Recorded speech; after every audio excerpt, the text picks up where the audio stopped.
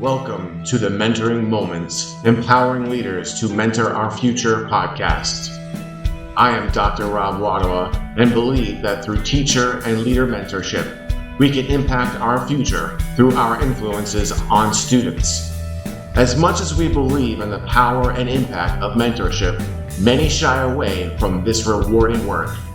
The goal of these episodes is to lean into the work with teachers and leaders, hear their stories, and have fun with the mentoring process. Hello, everyone, and it's Dr. Rob Wadawa here at Mentoring Moments, and I am super excited to get you started for episode 18.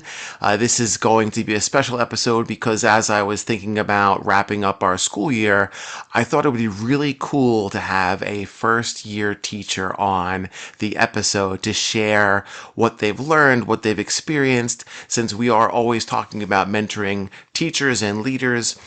And we're going to go through this first year episode, and maybe it'll be an annual thing that we'll try every year to bring on a first year or second year teacher to kind of talk through some of the things that they've gone through. So this wonderful person, I've had the delight of mentoring for a full school year, and unfortunately, I didn't have the chance to hire this person. This person was hired before me, and I would have loved to have had that opportunity. So I'm going to give her an introduction, and then I'm going to give her the chance to give us a little bit more. So here's our wonderful guest's introduction: is what does it feel like to walk into what you believe is your very own classroom for the first time? Not as a student teacher, not as a sub, but as the teacher, right? The one whose name is on the door or above your classroom door. The one who has 25 little faces that are looking up at them. Meet JulieCooke, our first year general music teacher in the Huntington School District. She graduated from Western Connecticut State University in May of 2025, where she studied music education, classical voice, and choral methods. She's performed in operas, directed summer youth musical theater for children in kindergarten through ninth grade, and now she's here with us teaching general music grades K through 3 and teaching choral music and doing a lot of great things and getting prepared for the moving up ceremonies as we're towards the end of the year. She's creating classrooms that are hands-on for kids, filled with movement and dance and exciting things, and of course full of creativity. Today we're not just going to talk about all of the leadership theory that we've been talking about. We're going to talk about surviving not just October, but surviving the year. The first email that you get from a parent and your heart racing, and maybe the moment that you realize, how am I actually going to do this? So Julie, welcome to Mentoring Moments. Thank you so much for being here. How are you doing? I am doing wonderful. Thank you. Thank you so much for having me. It's so exciting to be able to talk about my experiences as a first year teacher. And, hopefully this will resonate with somebody who either is a first year teacher or is going to be a first year teacher, or just anybody who wants to reflect on the experience of being new to teaching. So I'm really excited to be able to talk about that. It's really exciting, and I love how you talked about the future teachers as well. For me, I also think about maybe a leader listening to this and going, how can I help a first year teacher? And this is going to help those people as well. So I gave you a really bunch of introductory things there in your intro, right, Julie? So is there anything else that you'd like to add, fill in a little bit of the gaps, or things that you'd like to share with the audience before we get into our themed questions? Sure. A little bit more about me and I guess the path that brought me here. I come from a family of educators, and I've always known ever since I was very little that I wanted to be a teacher. I didn't necessarily know what subject or what grade level. And then by the time I was graduating high school, I realized I wanted to go into music education. It was a wonderful experience, and my years of undergrad was fabulous because I was able to figure out, where in music I like to be, what grade levels I wanted to work with, what methods I liked, what methods maybe I didn't like. And truthfully, this year has been so rewarding. It's been so wonderful to be in my own classroom and, to have a classroom and students that are my own. And it's really exciting to be able to see the growth of my students and to be able to look forward to their growth over the next couple of years and the, many years to come. No, that's wonderful, Julie. Thank you so much. Yes, and I know we've talked about how, you've been in a family of educators, and that's really, really wonderful to kind of have that. I'm sure that's helped you through your first year as well, and going home and saying, "Oh my goodness, this is what I've gone through." So let's kind of talk about that first year reality, right? This is our first theme. So we are actually in June right now, and this episode will air in August. And you're just about on the cusp of the end of this year. You have moving up ceremonies coming on. So, why don't you think about something that teaching didn't prepare you for? Not in college, not in student teaching, not anywhere. What's something that they didn't prepare you for that you came across this year? I think when I first started teaching, one of the things that I was so nervous about are actually just a lot of little things because, being in somebody else's classroom or observing, it's just not the same as being in your own district, in your own school. And I remember one of the things I was so nervous about was actually a bunch of little things like, am I going to get along with my colleagues? How am I going to create good rapport with my administrators? How do I use the copier machine? Um, what's the best way to communicate with parents? How am I going to put on these concerts? And it was all these little thoughts. And when you're student teaching, you come into an already established classroom with its already established rules, and you follow what your cooperating teacher is doing, but then it's just you, and it's definitely an overwhelming feeling, and it's hard not to think about every single thing that you're gonna have to figure out. um but rather just trying to take it one step at a time and figure out one challenge at a time. Yeah, yeah, that is something you and I spoke about, and and it is something I speak about regularly that we oftentimes forget about how, a student teaching experience, you're walking into somebody else's classroom, and now all of a sudden you are creating that own culture for yourself, and it's definitely an experience, and it's definitely a shift. And I appreciate you recognizing that because that's true. It's really quite amazing to hear that from your lens as well. So walk me through then a moment that you may have felt completely lost in your first year, and maybe what was that? What happened? I remember feeling just so lost in September, especially with establishing expectations and classroom rules and classroom procedures, because all of my experience was me walking into a place that already had that set up. Even during my student teaching, I began student teaching in January, and at that point everything's kind of set up and you're just, going through the middle of the year.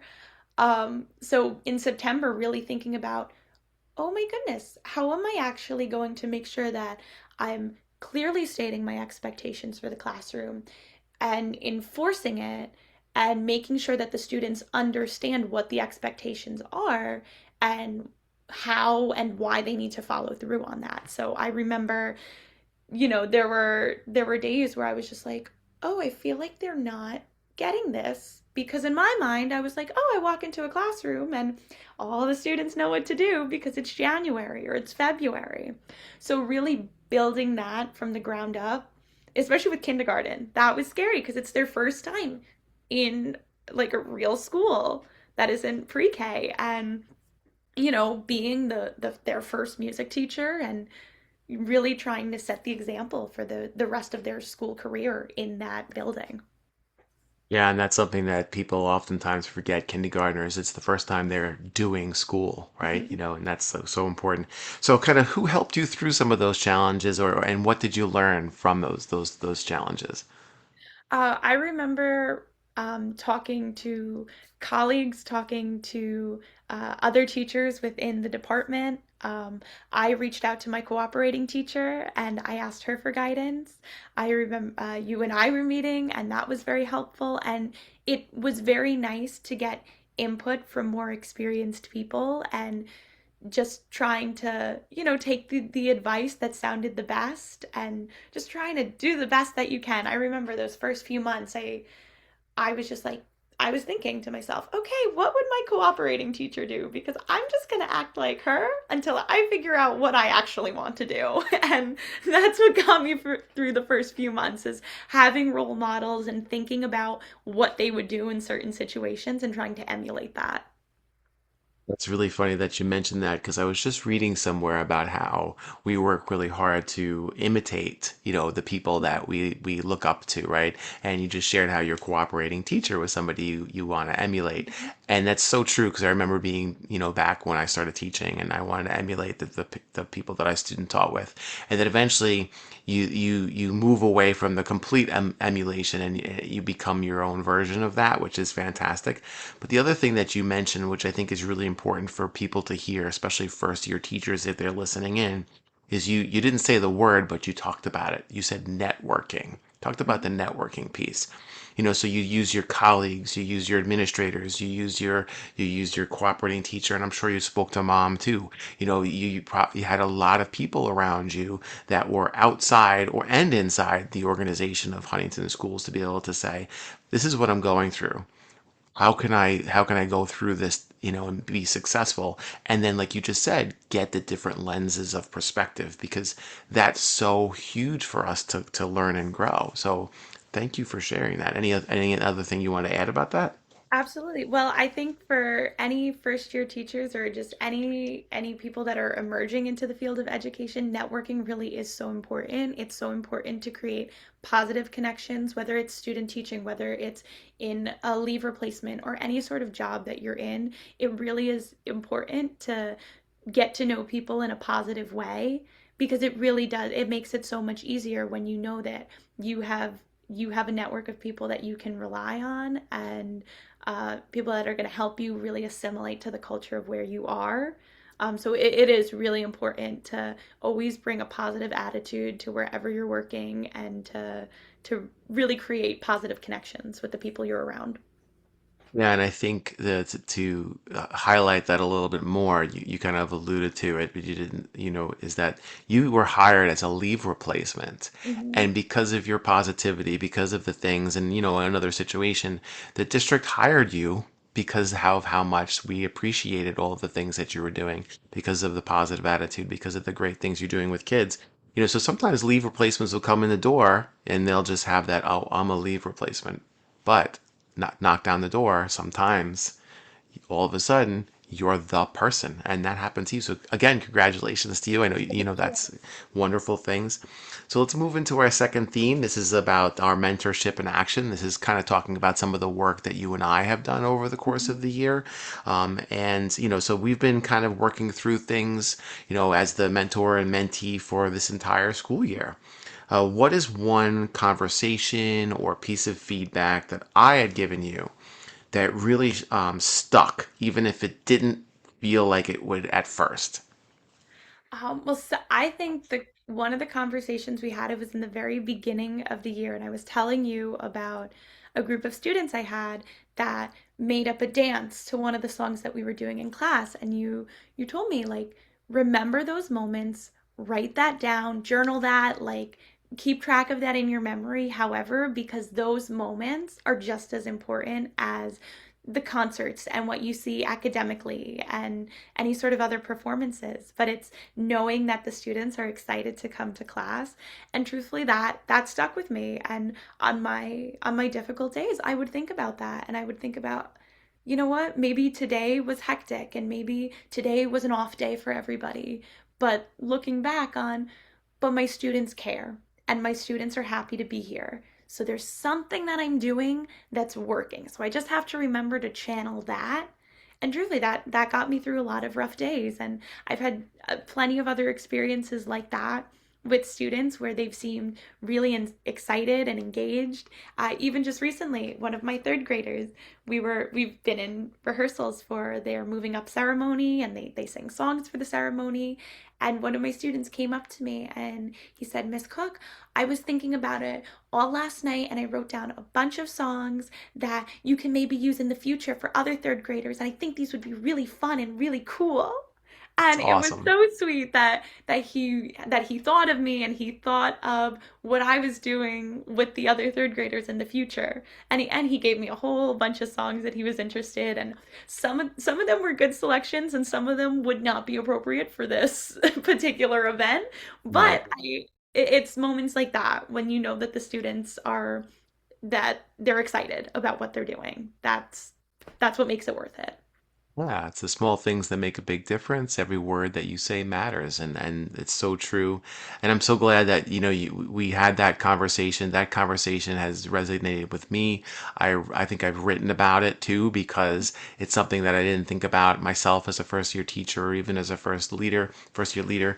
And like I shared with you, I have my purple folder, with all of my positive notes in there, right? And I was having a really bad day a couple of days ago, and I sat down to write, and I opened my purple folder and I found a note that I gotten from somebody years ago, and that was a moment for me to get myself back into the space that I needed to be in, and I say again, continue to journal those positive moments. I was at a meeting the other day and there was another director that was talking about that exact thing. Think about those positive interactions. Think about those positive things. Even though they're small, they're huge, so that's really, really cool. Absolutely. And I know as a first year teacher, it's really easy to harp on the negatives of I should have taught this better, or I could have handled this better, this interaction should have happened this way. And truthfully, the first year of teaching is all about navigating that and figuring out, what mistakes you make and how you can learn from it. But on days where you really harp on the negative of I should be doing better, it's nice to have those moments to be like, okay, but at least I did this well. And that's really what keeps you going. It is. Yeah, no, that's great. So, is there something that I have done as we were going through the school year that actually helped you in your classroom and or in general, right? And I'm being honest, of course, because you always know me, I'm always honest, right? Is there anything that I could do differently? Truthfully, I've really enjoyed our meetings, and I think and there's so many little things that we've talked about and details, and I've used so many of those details in my classroom. Things like how we've talked about getting the students more involved in learning. I think, at least for me, my thought was I'm the teacher, so I have to make sure I'm running the show and all the attention has to be on me always. And you helped me, reflect on the fact that the students can have their jobs, and it's really important for the students to feel like they're equally a part of the lesson and not just listening to a lecture. So even the small things like giving the students jobs and helping with transitions or asking the right questions to really get students initiating the conversation or getting them to interact with each other or to create with each other, like those are the details that I brought into my class that I have found to be very beneficial. And truthfully, I think having the meetings and knowing that we have the rapport that we do made me feel so supported throughout my first year, because I knew I wasn't afraid to, give you my feedback, whether it was positive or negative, or, and honestly, it was nice to know that I had somebody in my corner while I was going through this really, scary first year. Course, and that's true. You and I were just talking about this the other day, how, next year I'm going to try to get into the classroom more, because this year was like the first September 1st. It's the first October 23rd. It's the first, Mhm. and having somebody in the space sometimes can make you a little more nervous. But now going into year two, you're going to hopefully feel a little more like, okay, I got this, and make some changes and such, which is so amazing and so wonderful. And I know I asked you the other day if there's anything that I can do differently, and I truly mean that as a person, as a leader. I'm always learning, and we're learning together. There's so much that you taught me this year. That whole journal thing that you just shared, that came in on the spot in the moment. And I'm walking away with that for the rest of my life because of you, and that's pretty powerful. So I appreciate that for that learning experience with you, and you just sharing what you had just said about We use Leaders of Their Own Learning. That's the book that we use, but the sharing of learning about the jobs and learning about the transitions and having the students be part of the process, and you sharing that, I think that our listeners, especially our future teachers or our new teachers, are going to go, oh my goodness, I haven't had somebody that said that to me. Now you're saying that to our audience, and I hope that resonates with people because it's not coming from me, it's coming from you who's literally wrapping up their first year. So that's really, really great. Anything else to add in that topic?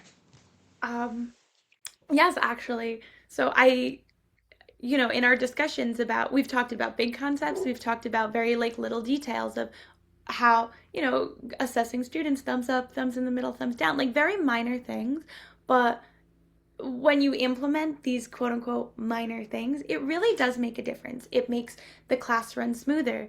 It makes the students feel more involved. And, something as simple as giving a student a job of, oh, it's your job to collect the mallets, it's your job to collect the scarves.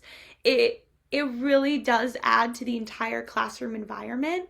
So I think it's really important as a first year teacher to think about all the advice that you're getting, whether it seems big or small, and try it. And if it doesn't fit, it doesn't fit. But if it did, that's great because that's something you can add to your teacher tool belt and you can add it to your classroom. That's right. That's right. That's awesome. I love it. So our third theme here is small wins, hard truths, right? So what's one small win that you've had this year that no one warned you about, right? That you couldn't think about, something that made you think, okay, I can actually do this. Yeah. So I had an experience like this with student behavior. I had a student this year, unlike anything I had seen in my observations or my student teaching. And the student was very disruptive and in the beginning of the year would get in my face asking me all of these questions, demanding to use the bathroom, would distract their classmates, disrupt the entire flow of the class. And I remember there were some days where I was like, what am I doing wrong?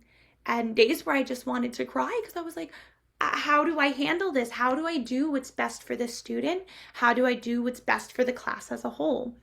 And I remember that was a challenge that I faced. And, once again, I reached out to my colleagues. I reached out to the classroom teacher and I asked for her input. And a lot of what she had to say, she talked about strategies that she used, but she also talked about her relationship with the parent at home and gave me advice on how I can create a similar relationship. And I did. I reached out to the parent and it was very receptive. And between myself, the classroom teacher, and that student's parent, we were all on the same mindset of we're on this child's team. We all want this child to succeed. We all want the same thing.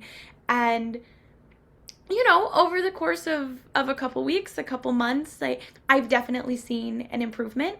There are still days that, aren't the greatest, but that's part of it. And knowing that that was something that I could figure out or I could, figure out who could help me figure it out and, finding things to implement into my classroom to make things easier for that student and for the rest of the class. It was something that I was not expecting at all going in, not to that caliber, I guess, but I figured it out. And that's a big part of being a first year teacher is just figuring things out the best you can. Yeah, and leaning into that a little bit, you used your colleagues and talked to them.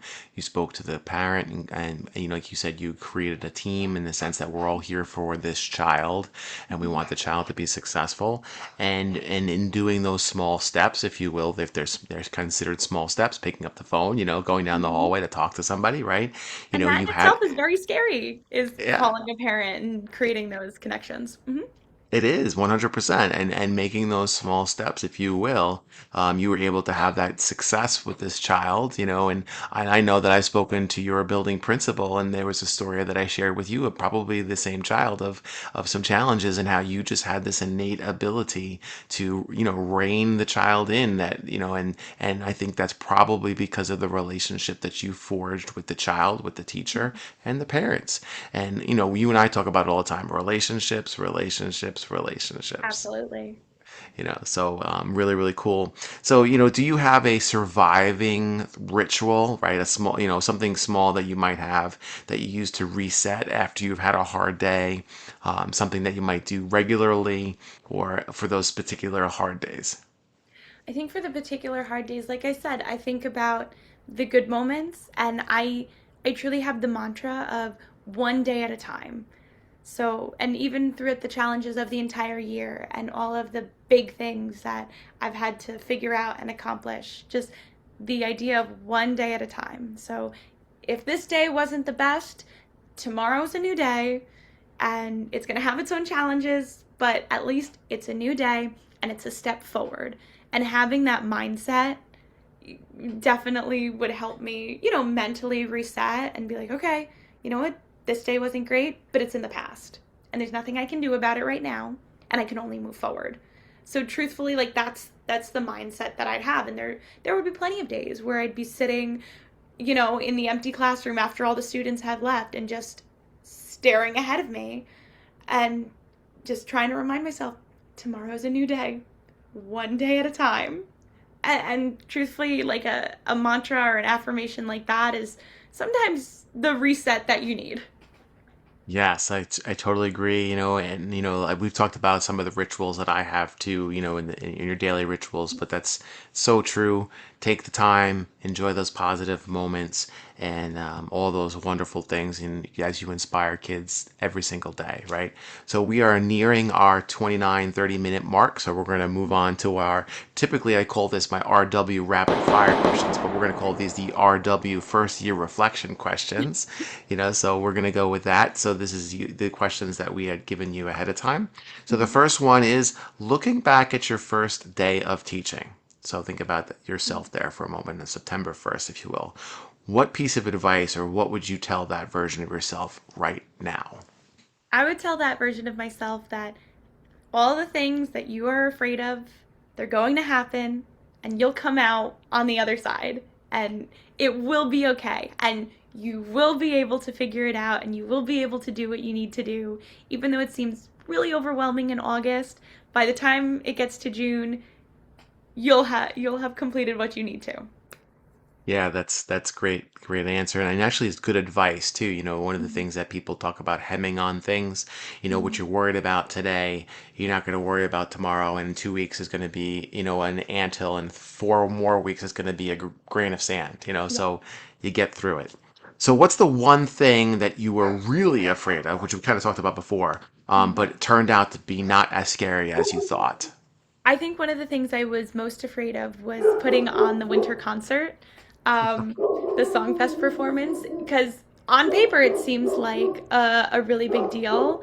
It's two schools with their own performances and four grades, three songs in each grade.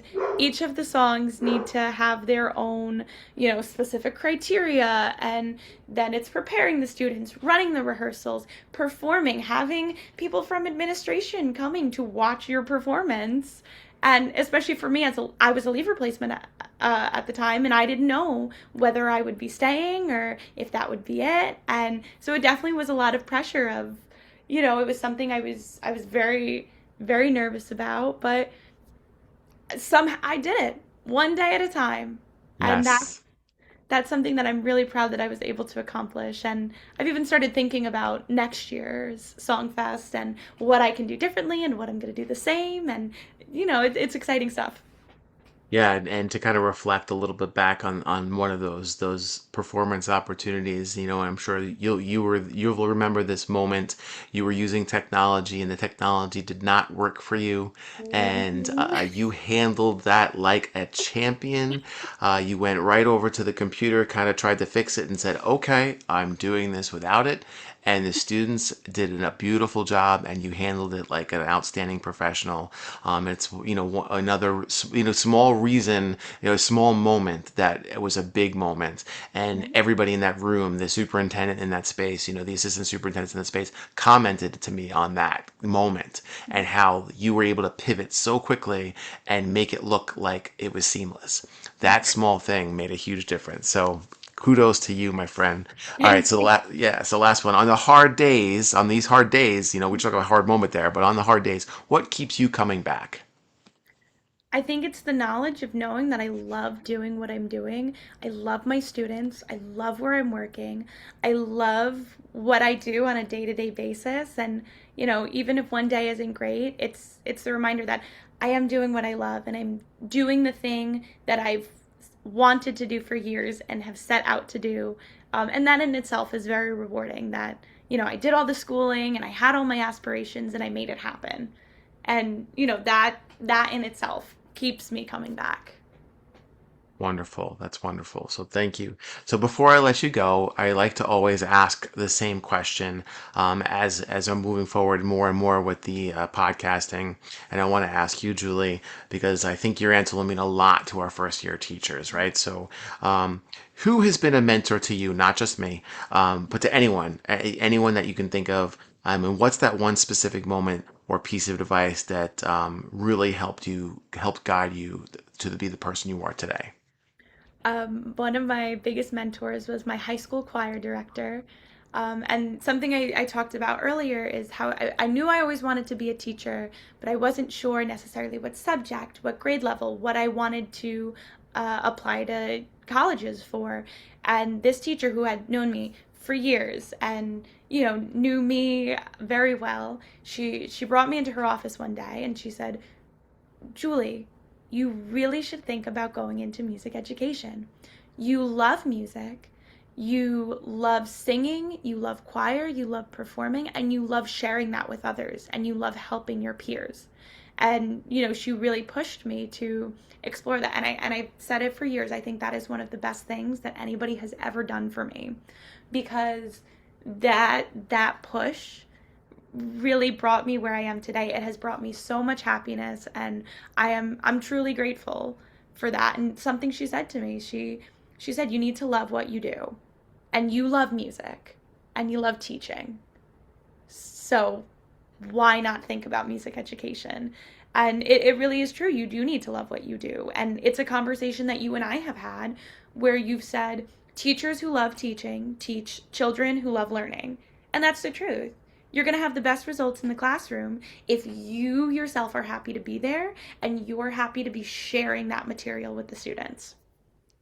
Well, that's a wonderful response. And I before we do our mic drop closer, I want to say now I think everybody that's listening understands why you are an amazing teacher. And I said to you, you probably will eventually, if you choose to go down the route, will be an amazing leader and a future mentee of new teachers. Listening to you speak and giving out these quotes that you and I have talked about. You are a person to people to aspire to be. And I really am excited to hear the feedback from our listeners because, like I said to you regularly, you are one of the most impressive first year teachers that I've worked with, and I'm so delighted to be part of your growth journey. And I really do hope that down the road, we keep continuing to have wonderful conversations and see where you go next. Like I have a good friend of mine that always says, you better have a good pair of sunglasses because your future is really bright. And that is so true for you. So let's do our mic drop here. So finish this sentence, Julie. Really, really simple. My first year of teaching has taught me that being a teacher is less about having all the answers and more about dot dot dot. It's more about being your best self and bringing the best version of yourself to the classroom because you're not always going to be perfect. But as long as you bring your best, at least you can know that you did and that there's room for improvement and but you did everything you could in that moment. Yeah, no, that is such good advice, and I think we all need that for ourselves, to realize that, we have to just be the best versions of ourselves. So before we let you go, and I have my little bit of closing things to say, is there anything else that you'd like to add, share with our audience, share with our first year teachers, even with our first year administrator that's working with a first year teacher, something that kind of pops into your mind that you're thinking about before we go? Of course. course. I think for any other first year teacher or potential first year teacher, it, the first year is scary. I'm not going to sugarcoat it. It's scary, and there's going to be plenty of things that make you nervous, but it's really important to believe in yourself and to know who your support system is and truly just walk in every day doing the best you can because that's all you can do. And you're not going to have the same experience as someone who's been teaching for 30 years, but you'll figure it out along the way.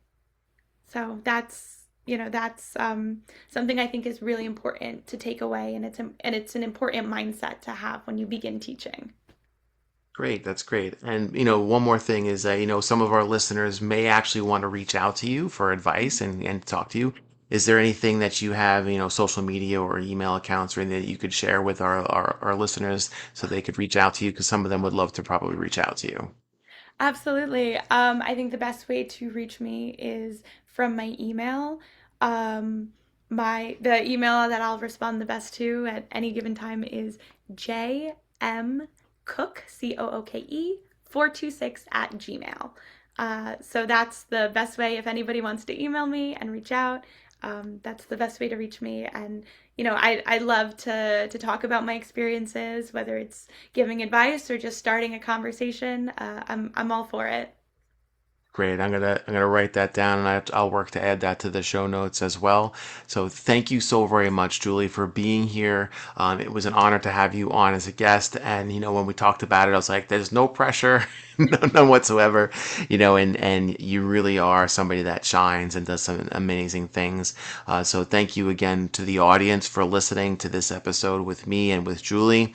If this conversation means something to you, if it resonates with you, hit follow on Apple Podcasts or Spotify. It only takes 5 seconds, right? And it's how other educators will find this amazing conversations that we have. And just like this we have with Julie, it also tells the algorithm that mentorship matters. If you're watching on YouTube, hit subscribe and ring the bell. And now go out there and be someone's mentoring moment. Thank you, everyone, and enjoy the rest of the school year. Thank you.